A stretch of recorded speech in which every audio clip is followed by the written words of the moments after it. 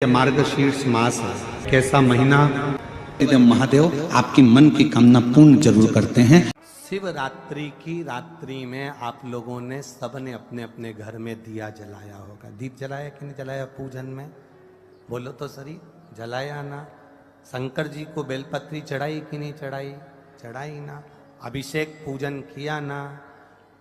तुमने दिल से, भाव से, मन से शिवरात्रि के दिन रात्रि के समय शंकर भगवान की आराधना करी।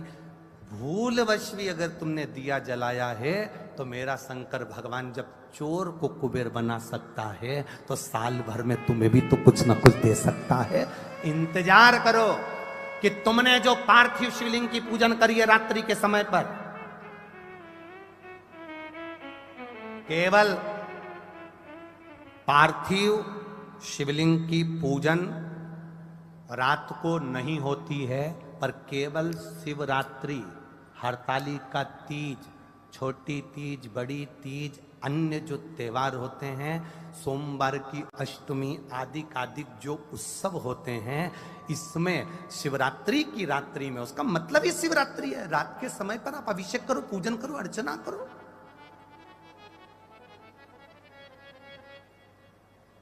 उसका काम शिवरात्रि, रात भर आराधना करिए, रात भर अर्चना करिए। हर महीने की जो शिवरात्रि आती है, मासिक शिवरात्रि जो आती है, आप 12 महीने का नियम बनाओ कि मैं 12 महीने की शिवरात्रि का व्रत करूं ना करूं। मैं शंकर के मंदिर में 12 महीने जो शिवरात्रि आती है उस शिवरात्रि का नियम लेती हूं कि शिवरात्रि के दिन मैं दिया लगाने 3 जगह पर जाऊंगी। पहला, बोलते जाओ जम के, बेलपत्री के नीचे। दूसरा, शंकर भगवान के मंदिर में या शिव मंदिर की चौखट पर। तीसरा, आंवले के वृक्ष के नीचे। ये 3 जगह पर आप प्रणाम कर कर, झोली पसार कर बाबा देवाधिदेव महादेव, माता लक्ष्मी और पार्वती के नाम से दिया लगाना प्रारंभ कर दीजिए। 3 महीने की शिवरात्रि पूरी हो, ये निश्चित है अगला पत्र आपका इस जगह पर मिलेगा कि बाबा ने मेरा ये कार्य किया। कि शंकर भगवान की शिवरात्रि साधना की रात्रि होती है। शंकर भगवान की शिवरात्रि एक आराधना की रात्रि होती है। हमने पहले भी कथाओं में कहा, हर महीने शिवरात्रि आती है, प्रत्येक महीने शिवरात्रि पड़ती है, और प्रत्येक महीने की शिवरात्रि पर अगर आपसे बन सके, आप दुनिया में अगर आपके पास में लोग कहें कि ये बहुत गरीब व्यक्ति है, बहुत साधारण व्यक्ति है, इसके पास धन नहीं है, वैभव नहीं है, सत्ता नहीं है, इसके पास खुद का मकान नहीं है, इसके पास खुद की प्रॉपर्टी नहीं है, इसके पास खुद की दुकान नहीं है, दूसरे के यहाँ काम करता है, इसके पास कुछ भी नहीं है, हम उनसे कहेंगे 12 महीने शिवरात्रि आती है, 5 जगह पर चढ़ाई हुई बेलपत्र, आप 1 वर्ष 12 शिवरात्रि का एक नियम ले लो, 5 जगह पर बेलपत्र समर्पित करना सीख जाओ। 1 बेलपत्र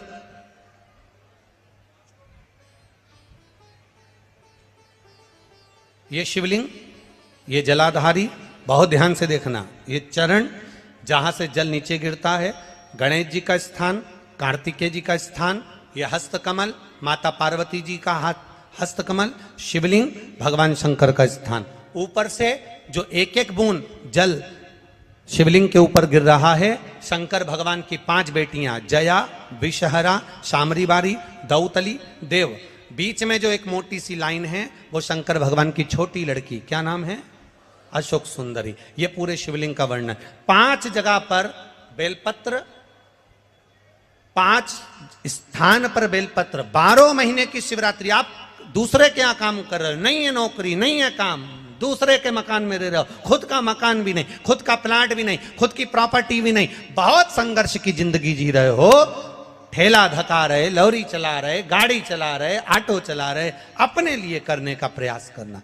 घर में जितने सदस्य हैं, 12 महीने शिवरात्रि आती है, 1 बेलपत्र अशोक सुंदरी वाली जगह पर, डंडी का मुंह नीचे की ओर।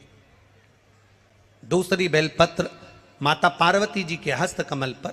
ये 2 पत्ती जो होती है, इस पत्ती के 2 भाग शिवलिंग के बीच में हो। तीसरी बेलपत्र भगवान शंकर के शिवलिंग पर, डंडी का भाग आपके विपरीत दिशा में हो, विपरीत दिशा में। चौथी बेलपत्र भगवान शंकर का जहां से जल बहकर जाता है, जमीन पर जो जल बहता है, जमीन पे से जो जल बहकर जाता है, चौथी बेलपत्र उस जमीन के जल पर जहां से वो पानी बहकर जा रहा है, पूरे शिवलिंग को छोड़कर जहां से पानी जमीन पर बहकर जा रहा है उस स्थान पर। और पांचवी बेलपत्र नंदी का जो पांव ऊपर उठा हुआ है उस पांव के पास में पांचवी बेलपत्र समर्पित करना। एक शिवरात्रि से लेकर 12 शिवरात्रि जो एक वर्ष तक कर लेता है, एक वर्ष अपनी कड़ी मेहनत के साथ में मेहनत पूरी करना। और ये 5 बेलपत्र हर महीने जो शिवरात्रि आती है उस पे समर्पित करना प्रारंभ कर दीजिए और मेहनत करना प्रारंभ कर दीजिए। आपको आपके कर्म का फल मिलेगा। साल भर के अंदर आप अच्छे बनकर बैठ सकते हैं। बेर चढ़ाने का बड़ा महत्व है। यहाँ चढ़ाते हैं कि नहीं चढ़ाते? चढ़ाते हैं। शिवरात्रि के दिन बेर चढ़ाने का बड़ा महत्व है। और शिवरात्रि पर चढ़ा हुआ वो बेर उठाकर ले आइए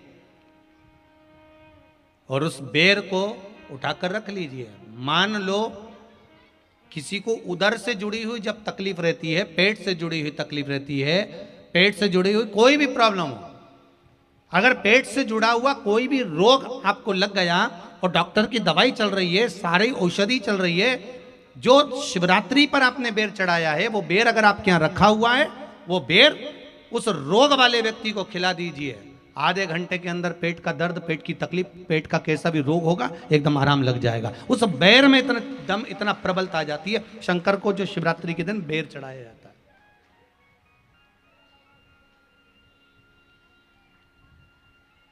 भगवान शिव पर समर्पित हुआ वो बेर का इतना महत्व महाराज। और जो देवता को उठाने के लिए बोर समर्पित करा जाता है, बेर भाजी आंवला उठो देव सांवरा, उसमें शंकर जी का भाव है, क्योंकि शिव जी का दर्शन भगवान नारायण उठते से ही करना चाहते हैं। सबसे पहले नेत्र खोले और मेरा शिव का दर्शन हुआ। बेर का भाव ही शिव का दर्शन का भाव।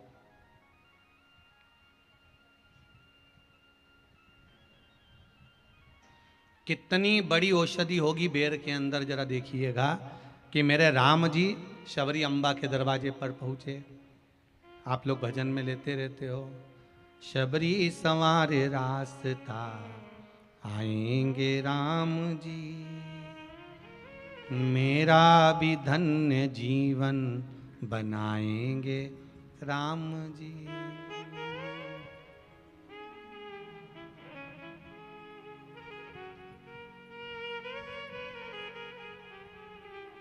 और बागों से चुन चुन के वो लेकर आई बेर की टोकरी लाई। खट्टे हो चाहे मीठे हो पाएंगे राम जी, मेरा भी धन्य जीवन बनाएंगे राम जी। शबरी ने राम जी को बेर दिया। राम जी ने बेर खाया, प्रेम से खाया। याद आया पीछे लक्ष्मण खड़ा है।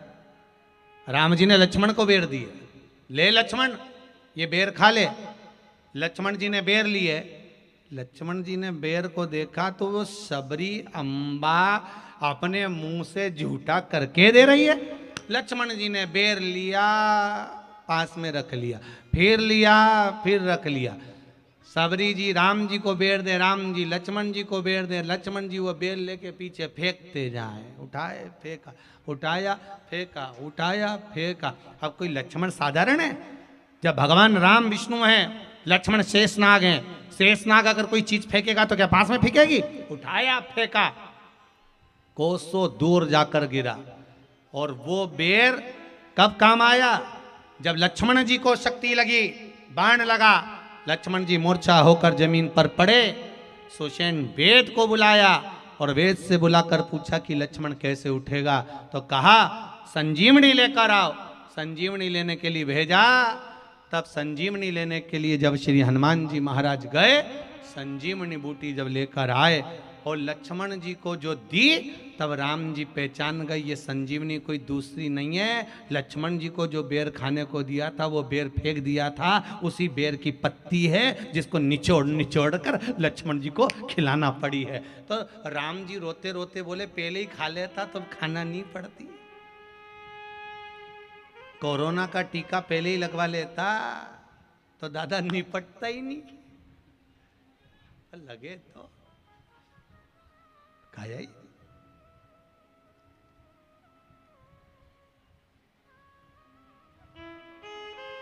यहां तो सीधी सीधी बात है ना।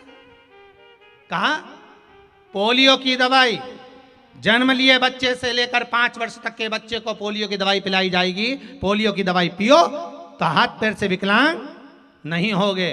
बोलो बोलते कि नहीं बोलते? पियो विकलांग नहीं होगे। जो नहीं पिएगा वो हाथ पैर से विकलांग हो जाएगा। उसी तरह शिव महापुराण की कथा, जिसका जन्म नहीं हुआ, जो माता के गर्भ में है, उससे लेकर जो मर रहा है उस तक के व्यक्ति को सुनाई जाएगी। पोलियो की दवाई नहीं पियोगे हाथ पैर से विकलांग हो जाओगे। शिव महापुराण नहीं सुनोगे तो काम लोभ विषय आसक्ति से विकलांग हो जाओगे। इसलिए सुनो, ये सुनने का विषय है, इसको श्रवण करना, हमारे जीवन में उतारना। कल एक प्रश्न करा हमारे जजमानों में एक जजमान आए हुए हैं, वो अभी उनका नाम नहीं जानते। तो हम जैसे ही शाम को नीचे आए, पत्रकारों की वार्ता थी, तो उस समय पर उन्होंने प्रश्न पूछा, कपूर जी कलयुग में भी क्या शंकर भगवान आते हैं? तो हमने उनसे कहा वो गए नहीं तो आने का काम है, जो ऑलरेडी है तो उसको आना नहीं पड़ता। तो कल उन्होंने प्रश्न छेड़ दिया तो हमारे मन में आया कि उनके मन में कहीं बात ना रह जाए तो हम उनको एक बात कहेंगे, देखो कलयुग में शिव कैसे। झांसी के पास में मौरानीपुर, चतुर्वेदी तुम्हारी झांसी के पास में मौरानीपुर, हम कभी नहीं गए। और जब नैमिषारण्य जा रहे थे तो तुम्हारे झांसी से निकल कर गए तो हमने जरूर खाया था तुम्हारे। तो झांसी के पास में मौरानीपुर, हमने कल्याण में ये पढ़ा। कल्याण के अंक में, अब आपको उस कल्याण अंक का नंबर भी देंगे कौन से अंक में हमने पढ़ा। कल्याण में हमने गीता प्रेस के मौरानीपुर में, झांसी के पास मौरानीपुर है, मौरानीपुर में एक नारायण नाम का एक व्यक्ति ने उस लेख को कल्याण के अंक में लिखा। उसने वर्णन किया कि मेरे दादाजी अनाज का काम करते थे और दादाजी अनाज का काम करते थे और मेरे दादाजी मौरानीपुर से अनाज लेते थे और उस अनाज को लेकर हाथरस में बेचने के लिए। हाथरस में उनका एक दादाजी का मित्र बन गया था जिसका नाम था हीरा।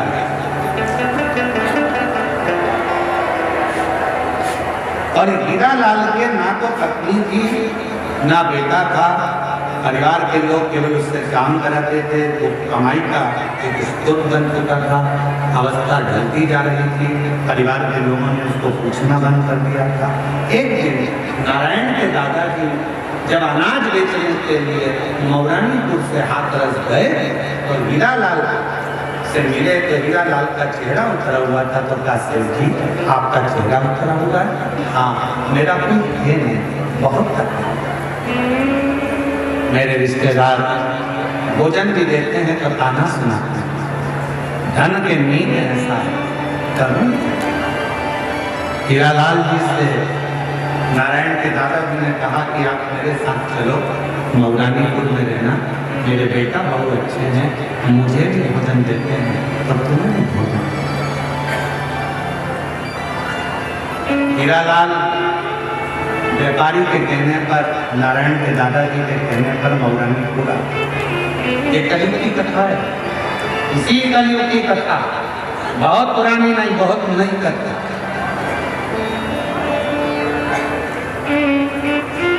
हजारों वर्ष पुरानी नहीं है,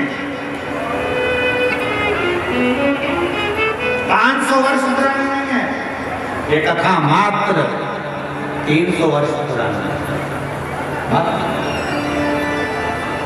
हीरालाल को लेकर आ गए, हीरालाल अपना सामान ले आया, पैसे ले आया, उसको बहुत सम्मान देने लगे हीरालाल हीरालाल। उसको लोग सब घर के जितने भी परिवार के लोग थे दादाजी दादाजी दादाजी दादाजी करते और उसको हीरालाल के पास में जो पैसा था आधे पैसे का तो हीरालाल ने नारायण की माता जी के जेवर बनवा दिए और आधे पैसे का हीरालाल ने मंदिर बनवा दिया शंकर जी का, क्योंकि वो शिव की आराधना करता, शंकर का शिव भक्ति।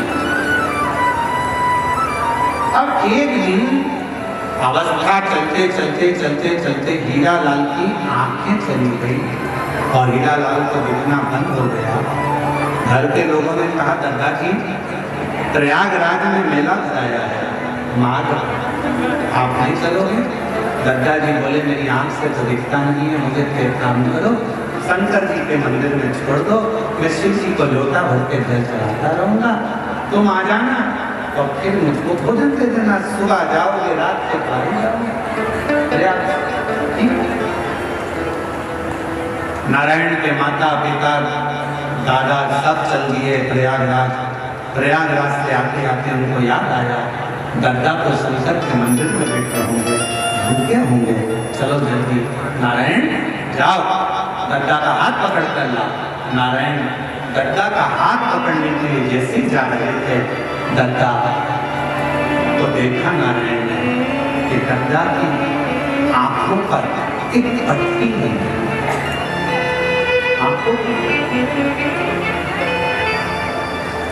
नारायण ने पूछा दादा तुम्हारी आंखों पर पट्टी कैसे?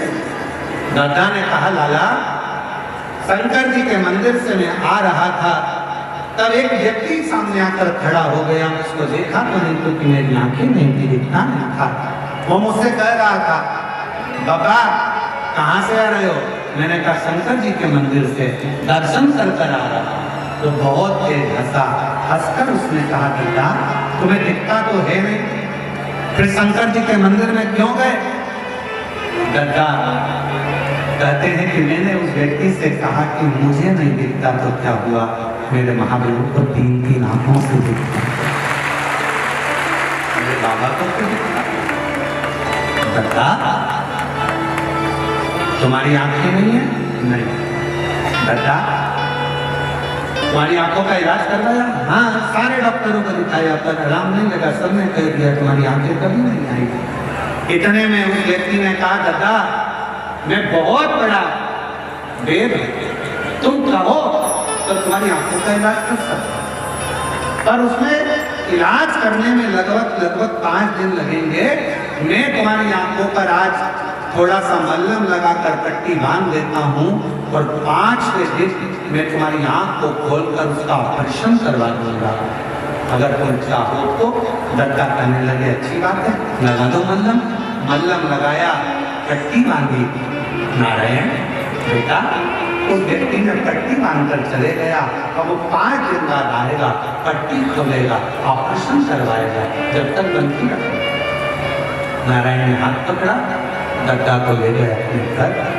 5 दिन निकल गए, पट्टी बांधने वाला नहीं है। 6 दिन निकल गए, पट्टी बांधने वाला नहीं है। 9 दिन निकल गए, पट्टी बांधने वाला नहीं है। 10वें दिन तो दादा को गुस्सा आ गया, ना जाने कौन मुझे पगला बना दिया।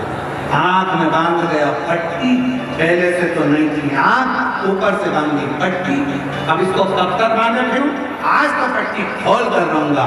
और दादा ने दोनों हाथों से शंकर के मंदिर में बैठकर जो पट्टी खोली तो दादा की आंखों से शिवलिंग का देखना पड़ा।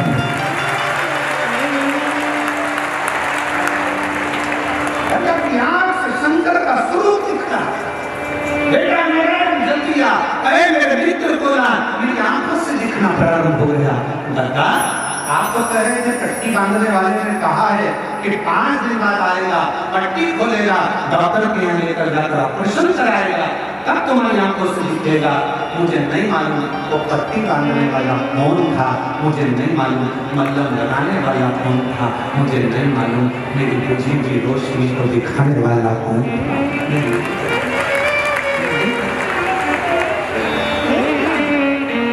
मेरी जीजियों मेरे जीजाओं, मेरी बेटियों, बेटाओं, मेरी माताओं, मेरे बुजुर्ग माता पिता, तुम यहाँ विराजमान हो, आपसे निवेदन करता हूँ, ये मत सोचना कि आप कथा में आए हो, ये मत सोचना कि आप महापुराण की कथा में पहुंचे हो, ये मत सोचना कि बाबा के देवघर में आप आए हो।